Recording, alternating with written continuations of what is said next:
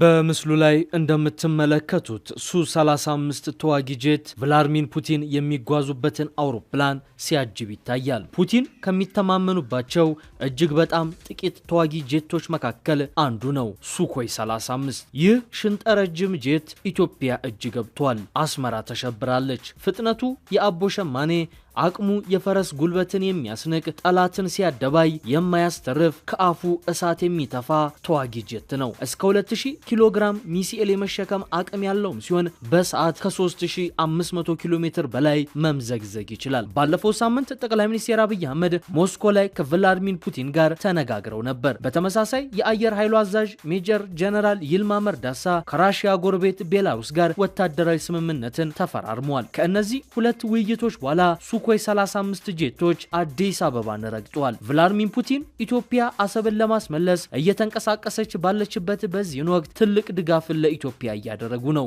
ሱኮይ 35 ለኢትዮጵያ መስጠታቸው ለዚህ ተጠቃሽ ሊሆን ይችላል። በዛሬው ዕለት ደግሞ የኢትዮጵያ መንግስት ለተባበሩት መንግስታት ድርጅት በጻፈው ደብዳቤ ኤርትራ ሉዓላዊነቴን እየጣሰች ነው፣ ስለዚህ ህጋዊ እርምጃ ወስዳለሁ ሲል አስጠንቅቋል። ይህ የኢትዮጵያ መንግስት ማስጠንቀቂያ የአሰቡ ጦርነት እንዲጀመር ግሪን ላይት የሰጠ ሆኗል የሚሉ በርክተዋል። በኢትዮጵያ በኩልም ዝግጅቶች ተጠናቀዋል። ሱኮይ 35 ደብረዘይት ግቢን መርገጡም የዝግጅቱ አንድ አካል ነው። ከ400 ኪሎ ሜትር ርቀት ላይ የጠላትን ኢላማ መለየት የሚችለው የተዋጊ ጄት ኢትዮጵያ በእጇ አስገብታችኋለች። ሰማዩ የኢትዮጵያ ሰማይንም እንዲያጥር ትዕዛዝ ተሰጥቶታል። ጠቅላይ ሚኒስትር አብይ ከሞስኮ ከቭላድሚር ፑቲን ጋር በተገናኙ ማግስት አስፈሪዎቹ ተዋጊ ጄቶች ደብረ ዘይት አየር ኃይል ግቢ ገብተዋል። አስመራ እንደ ጋዛ የሚለውን አስፈሪ ትንቢት የሚያስፈጽሙ እነዚህ ተዋጊ ጄቶችና ሚሳኤሎች አዲስ አበባ መግባት ሻቢያን አሸብሯል። ሩሲያ አደገኛና ዘመናዊ ጄት የተባለለትን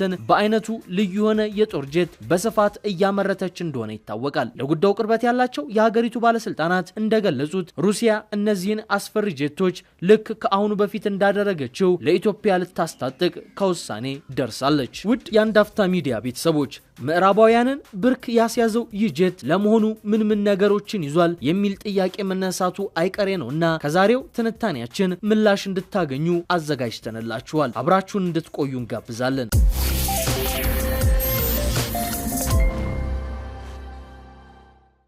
የራሺያ ወታደራዊ ምንጮች እንደሚሉት ይህ ሱ-35 ተዋጊ ጄት 6 ራዳር ያሉት ተዋጊ ጄት ነው። አሁን በገበያ ላይ ያሉት አብዛኞቹ ተዋጊ ጄቶች በአንድ ራዳር ብቻ የሚዋጉ ሲሆኑ እነዚህ ሱ-35 ጄቶች ግን በ6 ራዳሮች ነው የሚንቀሳቀሱት። ይህም ማለት በዚህ ጄት ላይ የሚተኮሱ 60 ኢላማዎችን በተመሳሳይ ጊዜ ለመከታተልና ለመመከት የሚያስችል ነው። ዘመናዊ ከሚባሉት ሚሳኤሎች አንስቶ እስከ ኤሌክትሪካዊ ከሚባሉ የጨረር ተኩሶች ቢተኮሱበት እንኳን ራሱን በመከላከል የሚታማ አይደለም። ከጎን ከኋላም ሆነ ከፊት የሚመጡበትን ጥቃት በአንድ ጊዜ ለማየትና ለመመከት ያስችሏል። ሌላው እንደ ጄት ከፍ ብቻ ብሎ መዋጋትን ሳይሆን እንደ ታንክ ዝቅ ብሎ ምድርን እየገመሰ በመሬት ቀርቦ እየበረረ እሳት የሚተፋ መሆኑ እጅግ አደገኛ ያደርገዋል። ከላይ እንደ ንስር ከታች እንደ እባብ የተባለለት ይህ ተዋጊ ጄት ከፍ ዝቅ ብሎ መብረር ብቻ ሳይሆን ኒውክሊየር አረር ተሸካሚ ሚሳኤሎችን ሳይቀር በሆዱ ተሸክሞ ኢላማ ያደረገውን ቦታ ለወሬ ነጋሪ እንዳይመች አድርጎ ድምጥ ማጡን ማጥፋት የሚችል አረመኔ ነው ይባላል። በውስጡ እስከ 200 ኪሎ ግራም ድረስ በሰከንድ ተወንጭፈው ድባቅ የሚመቱ ሚሳኤሎችንም የመሸከም ጥንካሬ አለው። ከፍ ብሎ ሲበር አካሉ ወይም የቦዲው ስሪት እንዳይከብደው ከአልሙኒየምና በክብደታቸው ቀላል ከሆኑ ነገሮች የተሰራ ሲሆን ከፊት ለፊት ያለው እንደ ወፍ መንቁር የተጣመመው አፍንጫም አደጋን ከሩቁ በማሽተት ለአብራሪው የሳይረን ምልክት መላክ የሚችል እንደሆነ ተነግሮለታል። በጥቅሉ ሱ-35 ተዋጊ ጄቶች የአየር የበላይነትን፣ የመሬት ላይ ጥቃትን፣ የስለላና የኤሌክትሮኒክስ ጦርነትን ጨምሮ ለጦርነት ባለብዙ ግልጋሎትን መስጠት የሚችል የመጨረሻውና ዘመናዊ 5ኛ ትውልድ ተዋጊ ጄት ነው። ታዲያ የጄት ነው ሩሲያ በብዛትም በጥራትም አሻሽላ ለማሰማራትና ወደ ኢትዮጵያ የጦር ካምፕም ለማስገባት ከውሳኔ ላይ የደረሰችው። በትላንትናው ዕለት ሾልኮ የወጣው ወታደራዊ መረጃ ኢትዮጵያ እነዚህን ዘመናዊና ቄንጠኛ የጦር ጄቶችን ለመታጠቅ ከራሺያ እንደገዛች መረጃዎች ጠቁመዋል። መረጃው የወጣው ጥቅምት 2 በብላክ ሚረር የጠለፋ ቡድን አማካኝነት ከሩሲያ ግዙፍ የመከላከያ ኩባንያ ሮስቴክ ከተሰረቁ የውስጥ ሰነዶች ነው። የግዢው ዓላማ የቆይቱን ሱ-27 ጄቶች በመተካት የአየር ኃይሉን ዘመናዊ ማድረግ ነው። ሱ-35 በአሁኑ ወቅት በዓለም አቀፍ ደረጃ እንደ አሜሪካው ኤፍ-15 እና ኤፍ-16 ካሉ ጄቶች ጋር የሚነጻጸር አውሮፕላንም ሲሆን በሶስቱ ቁልፍ ዘርፎችም ተወዳዳሪ የለውም። ጄቱ የተገጠመለት የግፊት አቅጣጫ መቆጣጠሪያ ሞተሮች አውሮፕላኑ በአየር ላይ ፈጣን ባልተጠበቀና ከባድ የማዕዘን ለውጦችን እንዲያደርግ ያስችሏል። ይህም በቅርብ አየር ላይ ውጊያ ወቅት ተወዳዳሪ የሌለው የበላይነትን ይሰጧል። በአጠቃላይ 12 የጦር መሳሪያ መጫኛ ቦታዎች ያሉት ሱ-35 እስከ 8000 ኪሎ ግራም የሚደርስ የተለያዩ የአየር ወደ አየርና የአየር ወደ መሬት ሚሳኤሎችንና ቦምቦችን በሆድ ዕቃው መሸከም ይችላል። ከራሺያ የመንግስት መከላከያ ኩባንያ ሮስቴክ ሾልኮ ወጣ የተባለው ይህ ሰነድ ኢትዮጵያ 6 ሱ-35 ተዋጊ ጀቶችን ለመግዛት ውል መፈረሟን አመላክቷል። ስምምነቱ ሞስኮና አዲስ አበባ የመከላከያ ትብብራቸውን እያጠናከሩ መሆኑንም ያመላከተ ሆኗል። ብላክ ሚረር በሚባል የመረጃ ጠላፊ ቡድን የተለቀቀው ይህ ሰነድ የላቀ የሱኮይ ተዋጊ ጄቶች ዋጋ፣ የማስረከቢያ ጊዜና የኤክስፖርት እቅዶችን በዝርዝር የሚያመለክት ከ300 በላይ የሮስቴክ የውስጥ ሰነዶችንም ይዟል።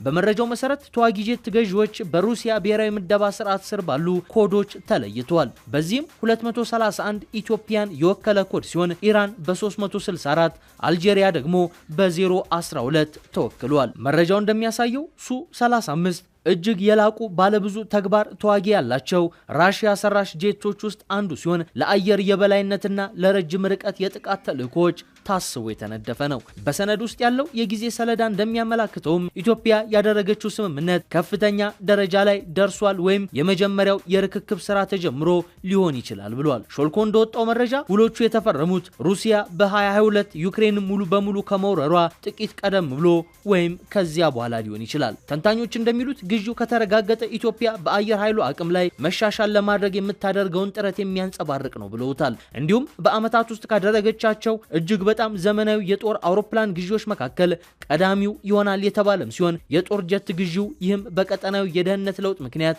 የመጣ ነው ተብሏል።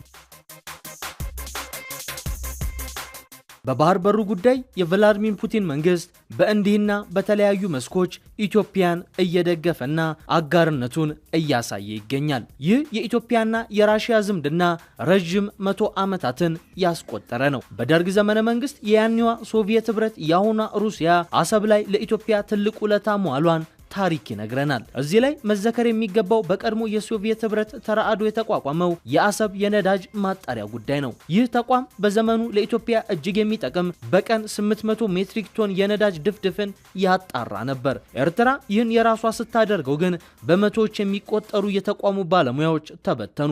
ተቋሙም ስራ ፈቶ ወደ ዝገት ተለወጠ። ራሱን ወደቡንም ኤርትራ ምንም አልፈየደችበት።